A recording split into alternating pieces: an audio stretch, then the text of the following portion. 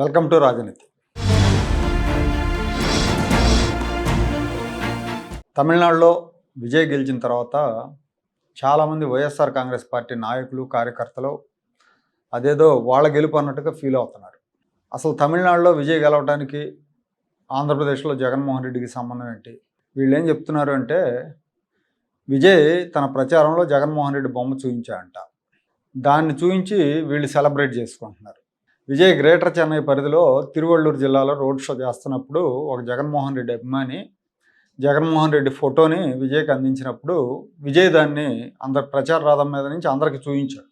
దానికి వీళ్ళంతా మా జగనన్న ఫోటో చూపించాడు కాబట్టి విజయ్ గెలిచాడని అత్యుత్సాహం ప్రకటిస్తున్నారు.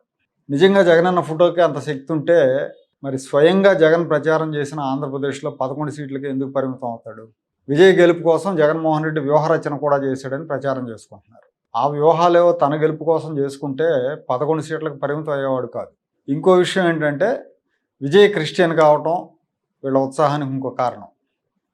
జగన్మోహన్ రెడ్డి కూడా అదే కాబట్టి వీళ్ళు ఓన్ చేసుకుంటున్నారు అనుకోవాలి. వీళ్ళు ప్రతి విషయంలో కూడా 2-3 వెర్షన్లు రెడీ చేసి పెట్టుకుంటారు.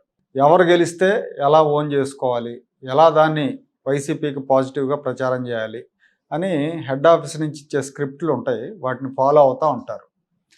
విజయ్ గెలిస్తే ఒకలాగా, స్టాలిన్ గెలిస్తే ఇంకోలాగా, లేదు ఏఐడిఎంకే గెలిస్తే మరోలాగా వీళ్ళ వెర్షన్లు ఉంటాయి. అదే మొన్న విజయ్ బదులు స్టాలిన్ గెలిచుంటే వీళ్ళు ఏం చెప్పేవాళ్ళు, మేము ప్రచారం చేసాం కాబట్టి గెలిచాం అని చెప్పుకునేవాళ్ళు. స్టాలిన్ మాకు మిత్రుడు అని చెప్పుకునేవాళ్ళు. మా రోజా వెళ్ళి ప్రచారం చేసింది అనేవాళ్ళు. రోజా ఆల్రెడీ వెళ్ళి డిఎంకేకి ప్రచారం చేసింది చెన్నైలో. అలాగే స్టాలిన్కి జగన్కి మంచి సంబంధాలు ఉన్నాయని చెప్పుకునేవాళ్ళు. 2019లో జగన్మోహన్ రెడ్డి ప్రమాణ స్వీకారానికి స్టాలిన్, ఆయన కుమారుడు ఉదయనిధి ఇద్దరు వచ్చారని ప్రచారం చేసుకునేవాళ్ళు. కాబట్టి అప్పుడు వేరే వెర్షన్లు చెప్తారు స్టాలిన్ గెలిస్తే. ఇప్పుడు ఒక వెర్షన్ చెప్తున్నారు. అదొకటే కాదు, విజయ్ గెలిచిన తర్వాత పవన్ కళ్యాణ్ మీద కూడా దాడి మొదలుపెట్టారు. విజయ్ మొనగాడిలాగా ఒంటరిగా పోటీ చేసి గెలిచాడు, పవన్ కళ్యాణ్ చంద్రబాబుతో చేతులు కలిపి డిప్యూటీ సీఎంతో సాటిస్ఫైడ్ అని పవన్ అభిమానులు రెచ్చగొడుతున్నారు. అంటే విజయ్ సీఎం అయ్యాడు, ఒంటరిగా వెళ్ళి మీ నాయకుడు డిప్యూటీ సీఎంగా మిగిలిపోయాడు, చంద్రబాబు నాయకత్వంలో పనిచేస్తున్నాడని రెచ్చగొడుతున్నారు.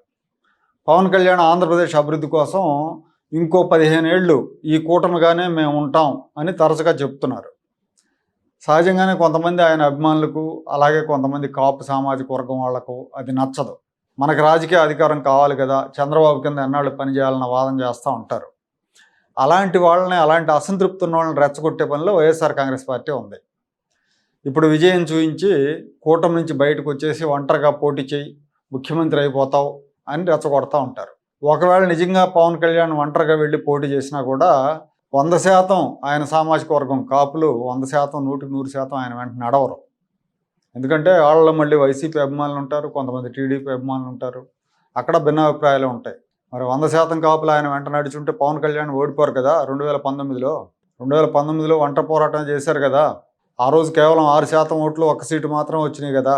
కాబట్టి ఆంధ్రప్రదేశ్లో ఉండే రాజకీయ పరిస్థితులు, లేదా ఇంకో రాష్ట్రంలో ఉండే రాజకీయ పరిస్థితులు, వీటికి తేడా ఉంటుంది. అక్కడ గెలిచారు కాబట్టి ఇక్కడ గెలవాలనే లేదు. అందుకే పవన్ కళ్యాణ్ ఒంటరిగా వెళ్తే ఏమవుతుందో తెలుసు కాబట్టి జగన్మోహన్ రెడ్డి లాంటి ఒక కక్షపూరితంగా వ్యవహరించే నాయకుడిని ఓడించాలంటే కూటమి తప్పదు అని గ్రహించి చంద్రబాబుతో చేతులు కలిపారు. కూటమి కట్టాక గ్రాండ్ సక్సెస్ అయ్యారు. 21 సీట్లు గెలిచారు. జగన్మోహన్ రెడ్డి ఘోరంగా ఓడిపోయాడు. వీళ్ళు కూటమిగా ఉంటే ఓడించలేరు కాబట్టి పవన్ అభిమానులను రెచ్చగొట్టడానికి ఇలాంటి వాదనలు చేస్తూ ఉన్నారు. అలాగే ఇంకొంతమంది మేధావులు విజయ్ గెలుపుని నందమూరి తారక రామారావు గెలుపుతో కంపేర్ చేస్తున్నారు. అది కూడా తప్పే. ఎన్టీ రామారావు పార్టీ పెట్టిన 9 నెలల్లో ఎన్నికలకు వెళ్ళారు. 294 సీట్లకు 201 సీట్లు గెలుచుకొని 2/3 మెజారిటీ సాధించారు. ఆ రోజున ఇప్పుడున్నంత మీడియా విస్తృతి లేదు, సోషల్ మీడియా లేదు, పిఆర్ టీములు లేవు. కేవలం బహిరంగ సభలు, వార్తాపత్రికలే దిక్కు. ఆయన 9 నెలల్లో ఎండనక వాననక రాష్ట్రం అంతా సుడిగాలి పర్యటనలు చేశారు. విజయ్ అందులో పావువంతు కూడా తిరగల. ఆయన తిరిగిన దానిలో, ఎన్టీఆర్ తిరిగిన దానిలో విజయ్ పావువంతు కూడా తిరగల. ఎన్టీఆర్కి 3/2 సీట్లు వస్తే విజయ్ మెజారిటీకి 10 సీట్ల దూరంలో ఆగిపోయాడు. ఎన్టీఆర్కి 46.3% ఓట్లు వస్తే విజయ్కి 35% ఓట్లు వచ్చినాయి. ఎన్టీఆర్ స్ట్రైక్ రేట్ 69% అయితే విజయ్ది 45%. అలా అని విజయాన్ని తక్కువ చేయట్లేదు. కాకపోతే ఎన్టీఆర్తో పోల్చడానికి లేదని చెప్తున్నా. ఇక వైసీపీ అధికార ప్రతినిధి ఒక ఆయన అయితే ఎన్టీఆర్ కంటే మా జగన్మోహన్ రెడ్డి గ్రేట్ అని చెప్పాడు నిన్న మొన్న. జగన్మోహన్ రెడ్డి ఎవరితో పొత్తు లేకుండా గెలిచాడు, ఎన్టీఆర్ సంజయ్ విచార్ మంచ్ అనే పార్టీతో పొత్తు పెట్టుకున్నాడని చెప్తున్నాడు. అసలు సంజయ్ విచార్ మంచ్ అనేది ఆ పార్టీ ఉందని ఇప్పుడు వాళ్ళకి చాలామందికి తెలియదు. అప్పట్లో అసలు ఉనికిలో లేని పార్టీ, అప్పుడే పుట్టిన పార్టీ అది. ఇందిరాగాంధీ కోడలు మేనకా గాంధీ పెట్టిన పార్టీ అది. ఆ పార్టీకి అప్పట్లో ఎన్టీఆర్ 5 సీట్లు ఆంధ్రప్రదేశ్లో ఇస్తే 4 సీట్లు గెలిచింది. వాళ్ళకి గుర్తు కూడా రాకపోతే, అప్పటికే ఎన్నికల సంఘం గుర్తు కూడా కేటాయించకపోతే సైకిల్ గుర్తు మీదే పోటీ చేశారు వాళ్ళు. ఎన్టీఆర్కి 201 వచ్చినాయి, వాళ్ళు 4 కూడా కలిపితే 205 సీట్లు.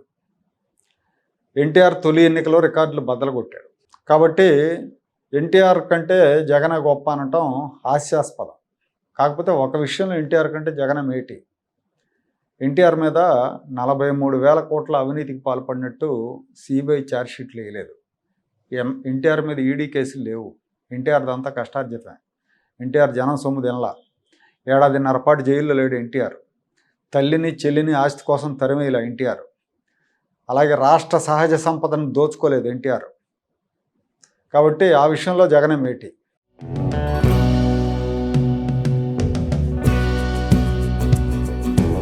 Like, share and subscribe to Rajaniti channel.